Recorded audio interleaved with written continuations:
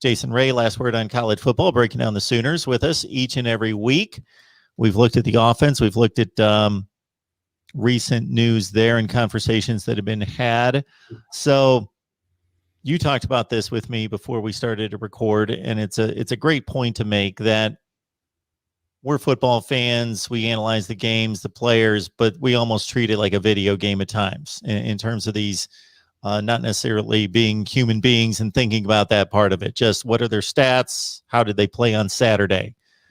They're human beings, and they're young men that have to deal with this pandemic situation just like the rest of us. But what was asked of them was beyond what has been asked of most of us in regards to the daily testing, the protocols, and just changing their lives for the good of the team and the guy standing next to them in the locker room. So they opened up, some of them, about their experience this week, and just some of your thoughts about what you heard.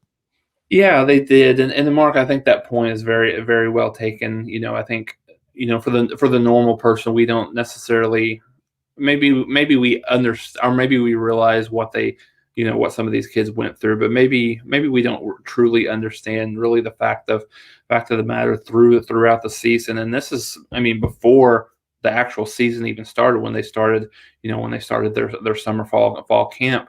Each one of these kids were tested 3 times a week. Any of us that have been tested know it's not a fun process to go through just in itself as a normal person. But these kids being tested 3 times a week and really not knowing from one day to the next whether or not they would get to practice, they get to play, would they test positive, would they get popped for contact tracing, which happened, several times throughout the year for some of these kids. So I think a lot of the kids coming out of it really, I think really appreciate where we're headed, as a nation overall in the fight against this pandemic. So, and I think it was really, really interesting hearing their thoughts on exactly how tough that was. And certainly this isn't specific to Oklahoma. All of the kids that played throughout the country, had to deal with this. And we saw this at the end of the year, right, with some of these teams opting out of bowl games and just really didn't want to have to go through those protocols for an extra 2-3